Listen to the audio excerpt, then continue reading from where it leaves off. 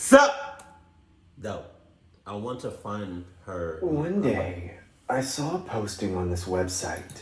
The writer continued to post once every week for several years. It was a long story of a woman he was looking for, including a picture of her face, her age, her characteristics, etc. He insisted that they were a married couple, but one day she said, He crazy. Ass clock! went missing. He said it's been 9 years since then. Saying that he did everything to find her, he was finally appealing with this. Oh, yeah? He said he would give $10,000 to whoever found her. While reading his posting, I found out that the neighborhood where the woman lived was the same area as mine. I thought maybe I'd seen her somewhere, so I sent him a message saying that I could help. I soon got a reply. Nah, you playing right into his clock trapness. Don't. From him. If you find her, I'll give you money, or whatever you want. I looked at her picture and went out to find the traces based on what he had told me. Can you imagine? I mean, okay, it looks like he's doing it low key, but can you imagine how creepy that shit is? How weird that is? Say this is a photo of the girl, right? You just go up to people. No. No.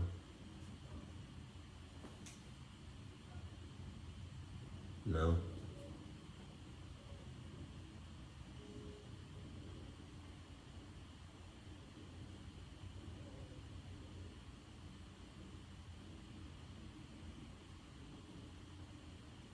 No. Like, get the fuck out of here, weird ass. Restaurants, bars, parks, etc. I went everywhere she used to go and found out if anyone looked similar to her. However, it eventually all been for nothing. I ended up giving up and forgot about it. Several seasons passed since then, and autumn came. While walking down the street, I saw a woman passing by me who looked really familiar. Feeling strange, I suddenly stopped in the spot and looked back at her. Obviously, she wasn't someone I knew, so then, just then, the lightning seemed to strike my head. She was the one that the man was looking for. I called out to her, my heart pounding in the moment. She asked me what was that about, and I explained the whole story to her. After that, I could see her facial expression frown. And to my surprise, what she told me was a total shock. The man was just a guy who she met at a bar 10 years ago. Damn. Just one day, just a few hours. Those two were not in a relationship and had never been married. He was just a stranger. However, he kept looking for her for over 10 years. Well, it's horrifying. 10 years? That's a decade? That's a decade. I think. That's a long ass. Like, it's something wrong with you. There's something mentally wrong with you. There's something physically wrong with you. There's something spiritually wrong with you. There's something, what's it?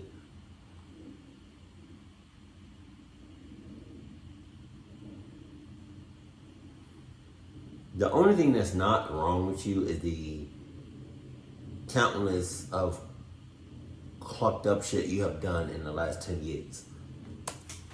She eventually got mad and left. I got a number from her just in case. Wow. And that's when I started agonizing. Maybe I could receive the $10,000 if I tell him. I started to search the mailbox and soon found his address. But is it worth it though? Is it worth? Is $10,000 worth somebody being harassed probably to the most extreme for the rest of their life? Or if that, not even that, what if they get clocked and die because of that person? Is that worth $10,000? Nah, it's not.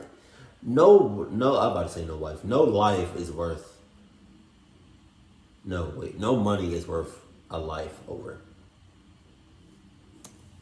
I wrote down the whole story about what had happened that day. The next day, I got a reply from him saying that it's for sure his wife and he wanted to know her phone number. At first, I didn't want to tell him since I was kind of worried about her, but he kept contacting me. If you tell me your number and the right place where you met her, I'll give you that money, I promise. Being blinded by money, I ended up giving him information. Damn! Eventually, he sent the money. I honestly couldn't believe it. After that, I forgot about it again and everything seemed to be as normal. Damn. Then, one day, I heard from a friend that a woman was horribly murdered in our neighborhood. And the next part of the story made me feel weak at the knees and fall down on the spot. The criminal was the same guy who had been searching for her for 10 years.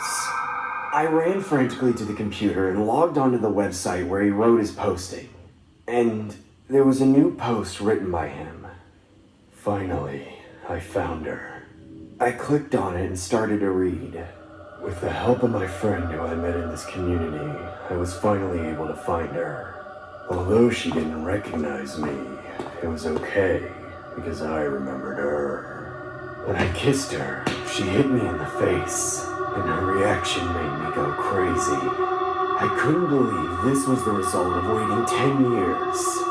With a blaze of anger, I decided to get her out of my head. However, I failed. I couldn't get her out of my mind. During these 10 years, I haven't forgot about her for a single day. God damn. So I made the inevitable choice. If I can't get her out of my head, then I would get rid of her in real life. If she doesn't exist in the real world, that means she doesn't exist in my head anymore, right? I was in shock. No? And when I clicked my mailbox, I found another email from him. He told me to return the money he had sent, insisting that our deal was invalid. His reasoning was that she was no longer the same woman he would... Oh no, you want your money back. Nah, player. That's not how that works. Player. Hell nah. I'm in Narnia, motherfucker. looking for because she had already changed. I never actually replied to him, but he kept sending emails. I will find you, and I will make you the same as her. Please look forward to it, my friend. I eventually ended up calling the police, and they started searching for him. A few days later, another eye-catching posting was put on the website. I'm looking for a guy who I love. It said that someone was looking for a man, and it was similar to the prior posting about someone looking for a woman. Shockingly, all the information about the neighborhood where he lived and the appearance of him was all in accordance with me. He literally posted my approximate information on the website, referring to my email address and my profile picture. He also said he would pay money to anyone who finds me. I'm so terrified. I feel like he'll find me and kill me someday. A few days ago, someone came and talked to me on the street. He was a stranger, but he stared at my face and tried to continue a meaningless conversation, so I had to run away. I think there are people looking for me to get that money. Now I can't go out of my house. I have to stay inside. Please, somebody help me. You got yourself in that situation. You can get yourself out of it. Someone broke into my house. All throughout the mid to late 90s, I spent my time alternating back and forth between my parents, who had divorced when I was 6.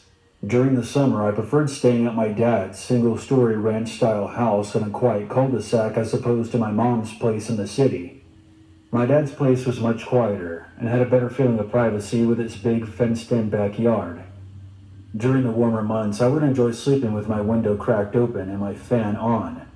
In the city, it was always too noisy to have a window open at night. I remember at the time my dad was usually working late and would arrive home around 8 p.m. or later. So the majority of the day I was alone. I would spend my time on my dad's computer, using a dial-up internet. Back in those days, if you wanted to use the internet, you had to keep in mind that you were sacrificing your ability to use the phone. You also had to sit at a desk all day when you surfed the web. On this particular day, it was getting pretty late, and I had been sitting for a while, so I decided to get up and make myself a snack. The sunlight was fading outside, and it was just starting to get dark. But I didn't turn on any lights as I walked down the hallway and turned into the kitchen. Using a light from inside the fridge, I began to shuffle around looking for something to make a sandwich out of.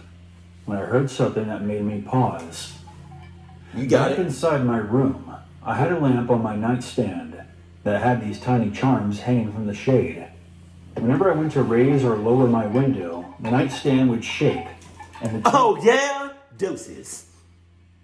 charms would make tiny wind chime type sounds. I was used to the sound, but I had never once heard it from outside my room, because I was the only one who ever touched my window.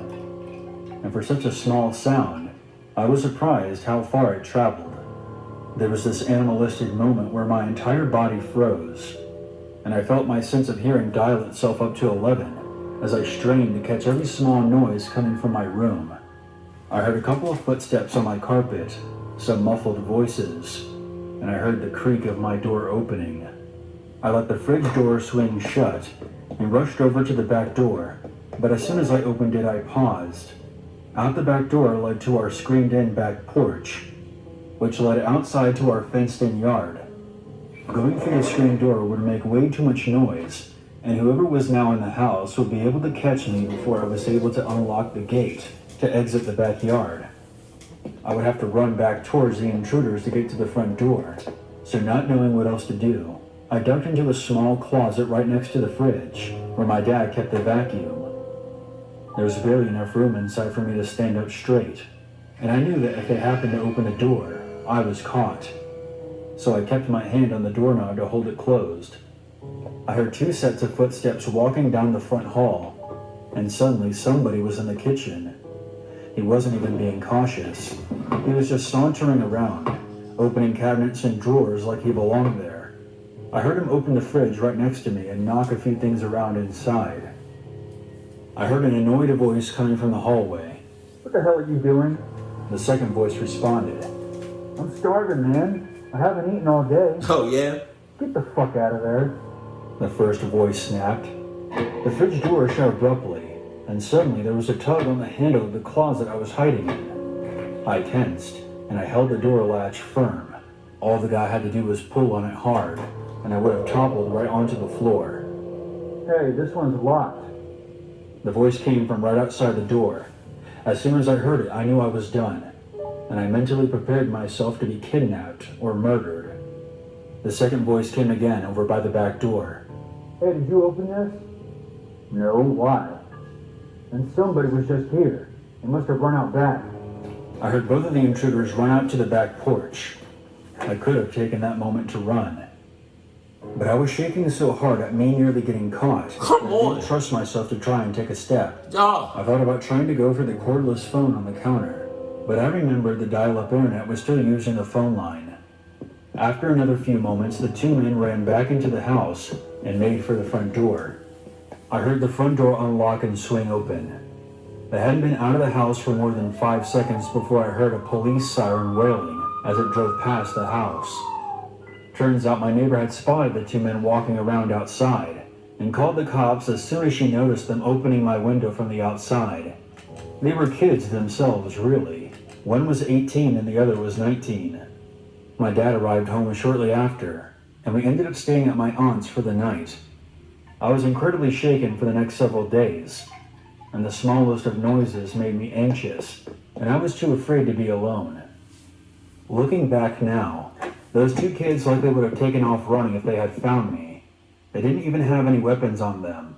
But at the time, I didn't know that, and the experience traumatized my tiny 11-year-old mind. Who would have thought on a quiet cul-de-sac with houses surrounding me on all sides, and the sun not even completely gone, that my house would be invaded? I would have thought that. The city may be noisier, but at least at the time, it was safer.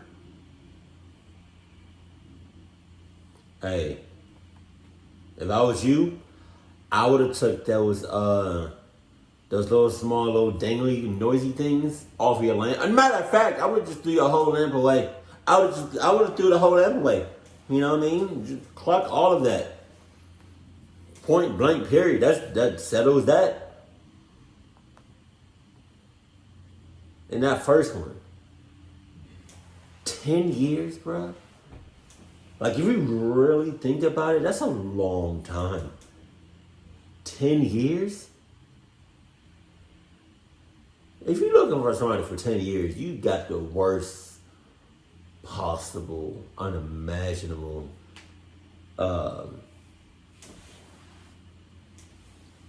things you want to do to that thing or to that person. Like 10 years. And I hope he knows from now on, do not ever choose money over a life. Please don't. Keep it cool. I don't know if anybody will ever live with themselves with that. Keep it cool, keep it classy, and I love you. Stay happy. My family.